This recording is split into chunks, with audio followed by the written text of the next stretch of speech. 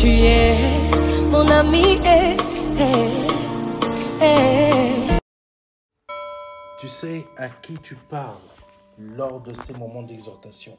Même aux personnes qui suivent nos émissions, Seigneur, qui suivent nos émissions, Papa, durant sur les sites internet, sur tous nos réseaux médiatiques. Nous te confions tout entre tes mains. Sois celui qui conduit, celui qui gère, celui qui dirige et celui qui fait venir les gens pour écouter parce que tu les appelles. Au nom puissant de Jésus-Christ, Amen. Amen, amen, amen. Donc aujourd'hui, le Seigneur a mis à mon cœur de parler sur Exode chapitre 12, verset 33. Amen. Exode chapitre 12, verset 33. 23, pardonnez-moi. Exode chapitre 12, verset 23. C'est la version Semeur qui dit ceci. L'Éternel parcourra l'Égypte pour la frapper. Amen. Quand il verra le sang sur le linteau et sur les deux montants de vos portes, il passera par-dessus la porte et ne permettra pas à quoi? Au destructeur de pénétrer dans votre maison pour porter ses coups. Amen. Je reprends le verset. Exode chapitre 12, verset 23. L'Éternel parcourra l'Égypte pour la frapper. Quand il verra le sang sur le linteau et sur les deux montants de vos portes, il passera par-dessus la porte et ne permettra pas au destructeur de pénétrer dans vos maisons pour porter ses coups. Amen. Ce verset nous rappelle quelques versets qui sont dans Apocalypse. Amen. Il y a des versets dans Apocalypse qui disent que il y aura des sauterelles avec des sortes de queues de serpents, de scorpions et d'autres animaux du style avec la tête de serpent, etc. Quand ils frapperont les gens qui sont dans le monde, ils tomberont malades et mourront. Amen. Mais il est précisé quelque chose dans ce verset-là, c'est que c'est ceux qui auront le sceau. Amen. Le sceau de l'agneau sur leur front, ils ne seront pas touchés. Ces bêtes-là ne les toucheront pas. Ça revient à ce que nous venons de lire, où l'Égypte était déjà la préfiguration de ce qui allait se passer plusieurs années après. Amen. Plusieurs siècles même plutôt après. Ça veut dire quoi? Tout ce qui peut se produire dans ce monde, parce que tout simplement, le sceau c'est quoi? C'est le sang de l'agneau. Amen. Le sang de l'agneau. Le sang de l'agneau est vu sur notre front. Que ce soit les sorciers, je vous donne un témoignage rapidement. Il y avait quelqu'un il y a plusieurs années, je n'étais pas encore pasteur à l'époque, cette personne a été venue nous donner un témoignage et ça venait directement de la personne concernée. C'était plusieurs sorciers qui s'étaient mis ensemble. Amen. Plusieurs sorciers, pardonnez-moi, je reprends. C'était un sorcier qui voulait tuer un homme de Dieu. Voilà. Sauf que cette personne-là ce sorcier-là voulait tuer cet homme de Dieu et quand il a commencé à faire toutes ses incantations, sa sorcellerie, etc., dans l'invisible, il a eu une image. Il a vu que cette personne-là était remplie de lumière. Et tout ce que lui, il avait créé comme incantation ou sorcellerie, etc., ne pouvait pas agir sur lui. Sur cet homme de Dieu-là. Amen. Ça veut dire quoi? Il faut croire absolument à ce que le Seigneur nous dit. Il est dit que quand le Seigneur a parcouru l'Égypte, Parce que le peuple d'Israël avait mis le sang de l'agneau sur le linteau et sur les portes de la porte, sur les poteaux de la porte. Qu'est-ce qu'a fait le Seigneur? Le Seigneur est passé par-dessus. Pourquoi il est passé par-dessus? Parce qu'il n'a pas permis au destructeur de pénétrer dans la maison de ses enfants pour porter ses coups. Ça veut dire quoi? Ça veut dire que quand il passait devant la maison d'un Égyptien, il ne passait pas par-dessus, il passait devant. Je crois que tu n'as pas compris. Quand Dieu frappe le monde, et il va passer devant toutes les maisons, c'est lui qui va dire au destructeur dans quelle maison tu veux entrer. Ah, Jésus. C'est Dieu qui va dire à la maladie si elle peut te toucher ou pas. Amen. C'est Dieu qui va dire à telle situation si elle a le droit de te mettre à terre ou pas. Amen. C'est Dieu qui disait et qui montrait au destructeur dans quelle porte tu pouvais entrer. Amen. Quand le Seigneur passait et voyait que telle maison-là, je la reconnais parce qu'elle a mon sceau, le sang de l'agneau, je passe par-dessus. Le destructeur ne pouvait pas passer avant le Seigneur. Amen. Pourquoi? Parce que le Seigneur savait que si le destructeur passait avant lui, le destructeur allait frapper même ses enfants. Amen. Et comme le Seigneur a ordonné au destructeur de ne pas entrer dans la maison de ses enfants, peu importe ce qui veut frapper à ta maison, ça ne rentrera pas. Parce que le Seigneur est passé au-dessus de ton manteau et des poteaux de ta porte. Amen. Dieu est passé par-dessus. J'ai tellement de témoignages comme ça. J'avais fait une bêtise. Je me souviens de cette bêtise. Il y a des années, je devais rembourser, clôturer le prêt de notre toute première voiture. Amen. Et pour pouvoir passer à d'autres étapes dans ma vie. Mais je trouvais que la banque était longue pour nous envoyer l'argent. Pour débloquer l'argent, les fonds qui se trouvaient dans un compte. Vous savez, compte vie, des trucs comme ça là. Je trouvais que la banque était longue. Donc j'en ai eu marre. Je ne sais pas qu'est-ce qui m'a pris. J'en ai eu tellement marre que je suis passé à partir de la poste, j'ai fait un chèque d'un montant pour rembourser, pour finir de clôturer la voiture et je l'ai envoyé. Mais quand, je vais dire à quelqu'un, quand le sceau du Seigneur est sur ton front, c'est la marque du sang de l'agneau. J'ai envoyé ce courrier, mais Dieu m'a rendu aveugle. J'ai rien compris à ce que moi, quand j'écrivais mon adresse sur expéditeur. Mais sur destinataire. Moi, dans mon esprit, je voyais que j'étais en train d'écrire l'adresse du destinataire.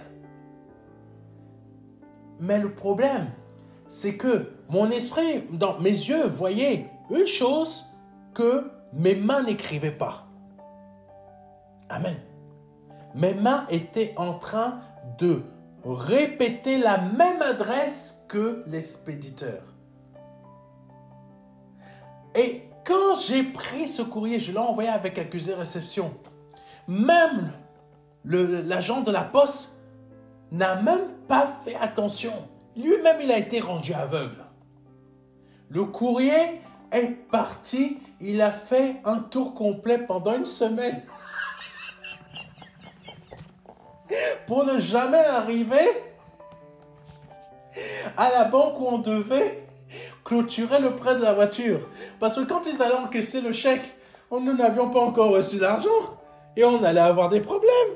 Amen. À cause de quoi? À cause de ma bêtise.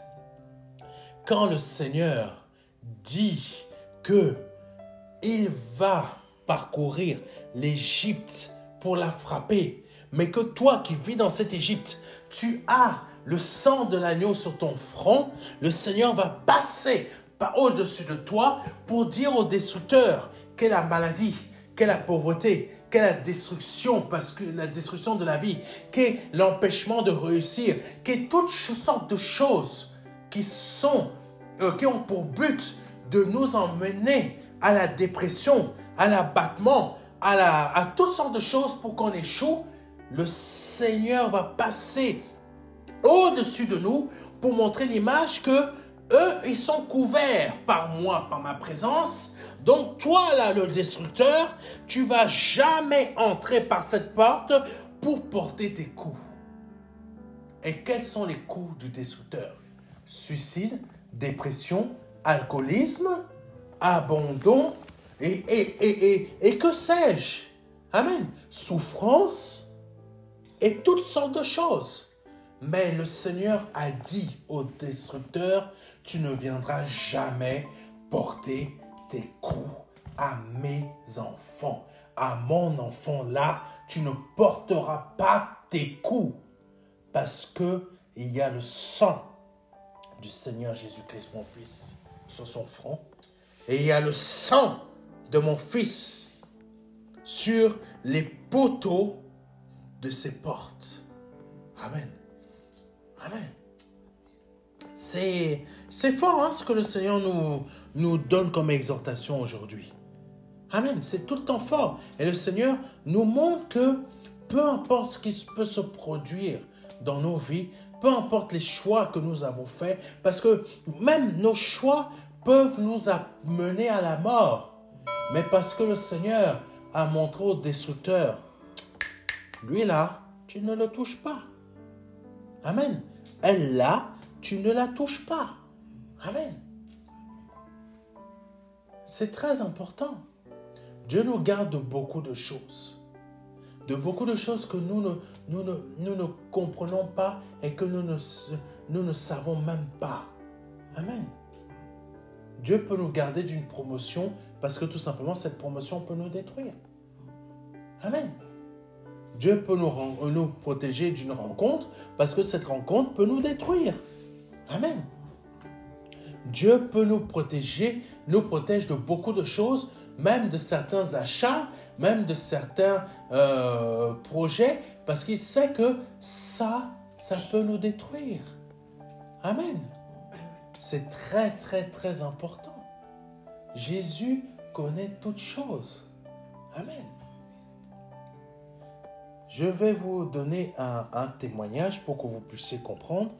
Il y a des années de ça, j'avais à cœur de m'acheter une voiture. Une voiture. C'était les premières, comment ils appellent ça? Les anciennes Peugeot 3008. J'avais à cœur de m'acheter ça. Je disais, Seigneur, je veux vraiment cette voiture-là. Mais quand cette voiture est sortie, j'ai dit, Seigneur, vraiment, je veux la voir, je veux la voir. Vraiment, je te prie, je te demande par le nom de Jésus-Christ, je veux la voir, je veux la voir. Mais si Dieu me l'avait donnée, je serais dans la même galère que beaucoup de propriétaires qui ont acheté les secondes versions. Amen. Parce que les secondes versions ont eu plein de problèmes. Ils ont changé leur moteur entre-temps. Mais des gens ont acheté ces voitures-là à crédit 40 000 € pour se retrouver à quoi? Avec des moteurs qui valent quasiment le prix de la voiture et que le constructeur ne veut pas réparer. Dieu a refusé d'exaucer ma prière pour ce modèle-là. Amen. Pourquoi? Pour me garder. Amen. J'espérais l'avoir. Mais Dieu a dit non. Amen. Quand Dieu dit non, tu sais pourquoi il dit non? C'est parce que le non là, c'est pour te préserver du destructeur. Pour que le destructeur ne vienne pas te porter ses coups. Parce que ces coups là peuvent te mettre à terre. Amen. Amen. Je connais beaucoup de personnes qui se sont mariées, elles ont refusé d'écouter. Ne te mets pas avec telle personne. Mais quand elles ont refusé d'écouter, c'est le Saint-Esprit qui était en train de parler au travers de l'homme de Dieu. Il leur a dit, non, ne te mets pas avec cette personne. Mais comme la personne qui voulait se marier rapidement a décidé que je veux me marier, qu'est-ce qui s'est passé? Soit la personne se faisait tabasser, soit le mari ne l'aidait pas. Amen. C'est des choses, hein.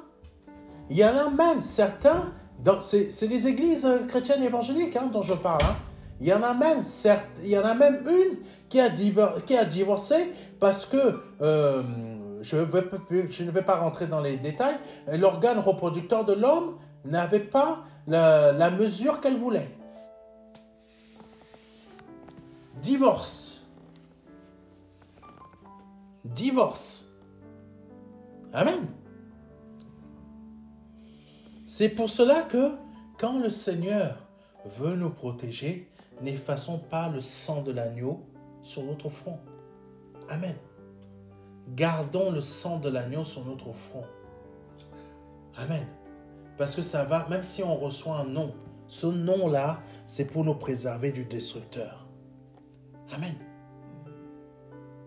Que Dieu soit béni. Parce que Dieu, ce n'est pas que oui. Le nom aussi, c'est pour te bénir. Amen. Parce que le nom, là, Dieu va le transformer en oui après. Amen. Soyons soumis à notre Dieu pour vraiment comprendre ce qu'il est en train de nous enseigner aujourd'hui. Le sang de l'agneau n'est pas que oui. Il est non aussi. Le non, c'est pour te garder. Le non, c'est pour te protéger. Le non, c'est pour te préserver. Amen. Amen, amen. Moi, je suis heureux aujourd'hui que une des femmes que je cotisais à l'église m'ait dit non. Parce que ce non, plusieurs années, s'est transformé en oui. Ça a mis du temps, mais il s'est transformé en oui. Mais quand j'avais reçu le non là, j'ai pleuré. Amen. Amen. J'ai pleuré quand j'ai reçu le nom là. J'ai pleuré quand j'ai reçu le nom. Je me suis dit, mais pourquoi elle agit comme ça envers moi? Je ne suis pas quelqu'un de mauvais. Mais son nom m'a fait mal. Mais Dieu savait pourquoi. Pourquoi il a fait qu'il y ait ce nom? Parce que cette femme-là, cette jeune femme, était encore perturbée. Amen. Et elle n'était pas pour moi.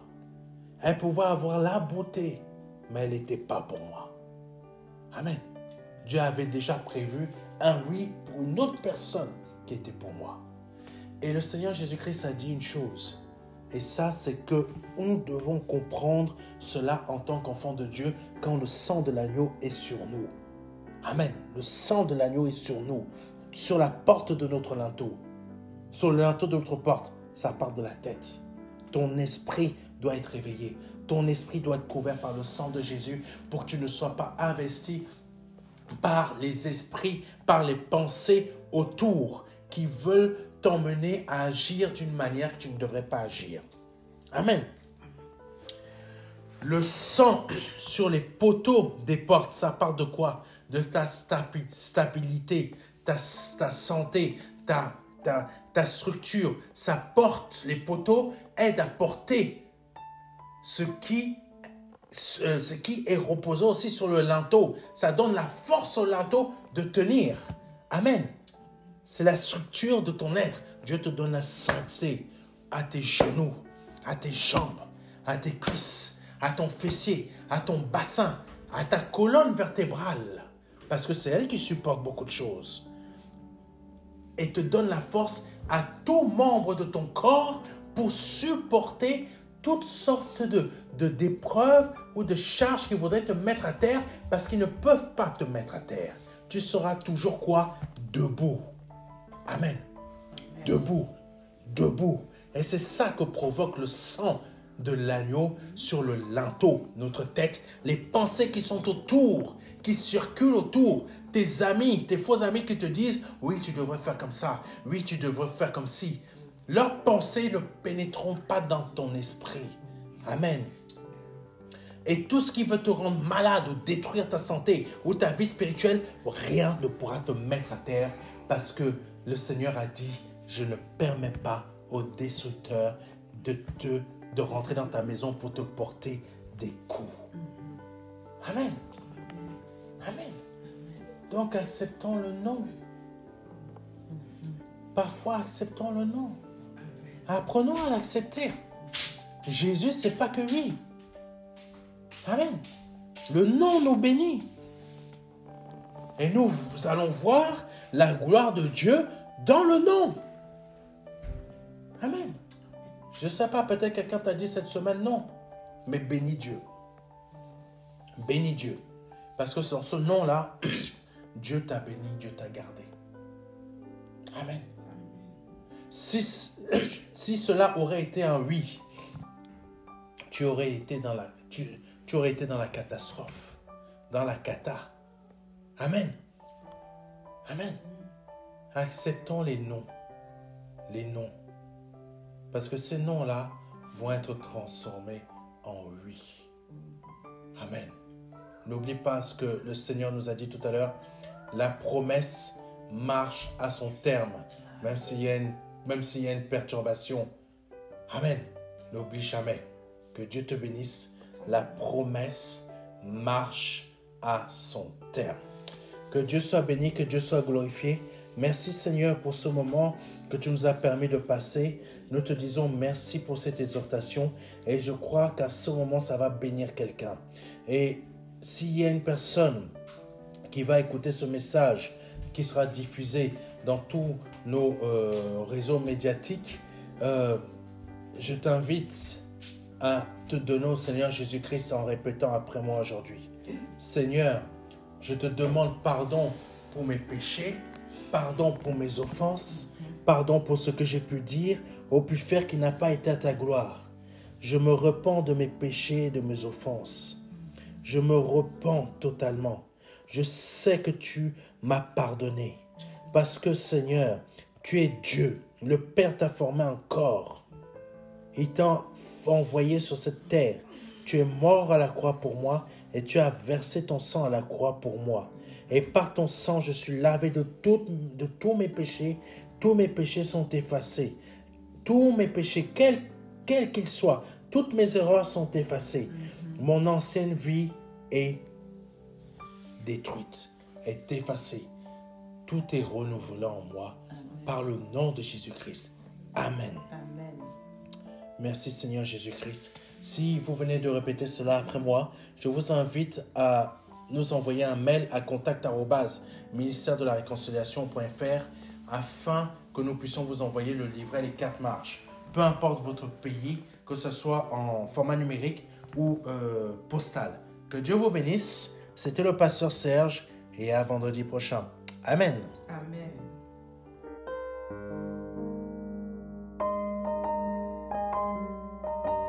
Jean 3, verset 16. Dieu a tant aimé le monde qu'il a donné son Fils unique Fils, afin que quiconque croit ait la vie éternelle. C'est un don, c'est une promesse que Dieu vous fait.